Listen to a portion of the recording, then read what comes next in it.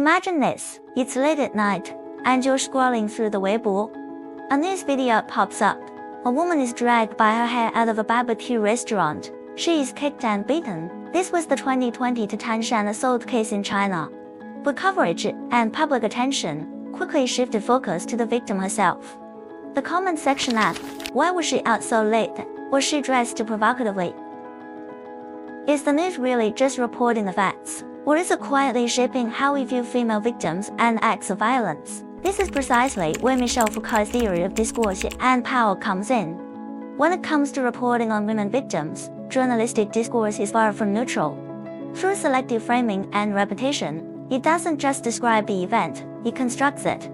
It defines who is credible, who is visible, and how we are meant to understand what happened. In China, reports about violence against women often follow a biased pattern. The headlines center on the woman's identity: female teacher dies, female student assaulted. Images blur her face, yet details of her trauma are laid bare. Meanwhile, the perpetrator fades or disappears entirely. Instead of asking what happened, coverage asks, what was she doing there, what was she wearing? But what would Michel Foucault say about such coverage? He would not simply ask whether the facts are correct. He would ask what kinds of truths are being constructed through these so-called objective reports. For Michel Foucault, discourse is not merely a tool for communication, it is a mechanism of power. It defines who is allowed to speak and who is silenced. In the case of female victims, journalistic discourse serves as a subtle instrument of discipline. It disciplines the public not to question the system of violence, but to gaze upon the women. Take the 2020 incident in Tangshan City, Hebei Province, China, where men assaulted women at a barbecue restaurant. Coverage often blurred the facts, describing the case as men approached women's table, and after a few seconds, a scuffle ensued. But who were the perpetrators? What exactly happened?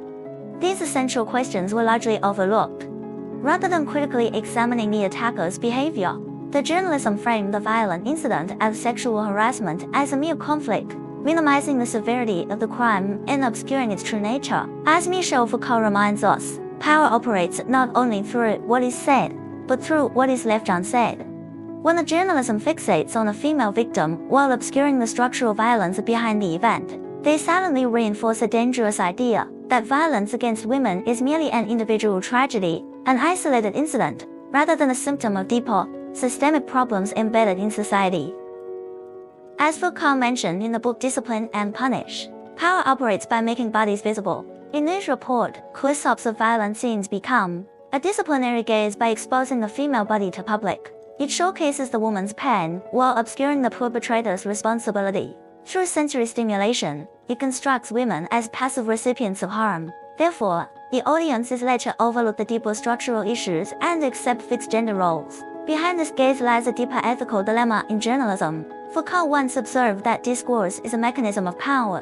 These kinds of reports do not offer the comprehensive truth of what happened. Instead, they shift public attention away from the systemic structures that enable violence. So, when bringing Foucault's theory into journalism ethics, journalists must ask themselves, are these reports exposing injustice or reinforcing bias? Are they questioning the roots of violence or quietly constructing fixed gender role?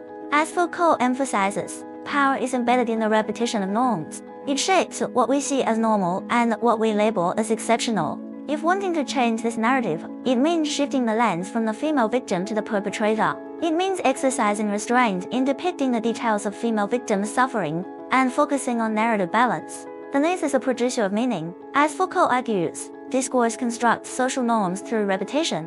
When reports about female victims are continuously reproduced and circulated, they do more than present trauma and subtly reinforce gendered stereotypes about women. China's journalism stands at a crossroads. To continue disciplining women through fixed victim identities, or to tell stories that reflect the complexity of gendered violence, the public doesn't simply need more footage and coverage. Rather, they need a deeper way of understanding, one that can reveal power structures, respect women, and promote collective reflection through journalistic practice. Therefore, in this era of rapid narrative replication, the role of journalism is not only to present events, but to uncover the hidden issues, break the silence beneath the surface, and open new pathways for public understanding.